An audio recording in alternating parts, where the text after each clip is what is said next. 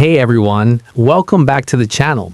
Today I am going to show you how to delete a saved payment method on DraftKings step by step. First, open the DraftKings Sportsbook app on your device. Make sure you are logged into your account. Next, tap on the deposit icon in the top right corner of the screen. This will take you to the deposit page.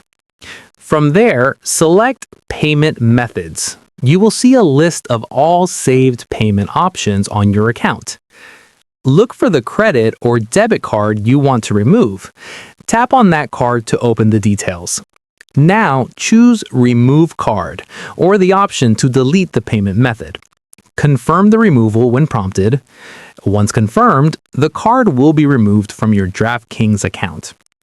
If this video helped you, like the video, subscribe to the channel, and check out the links in the description.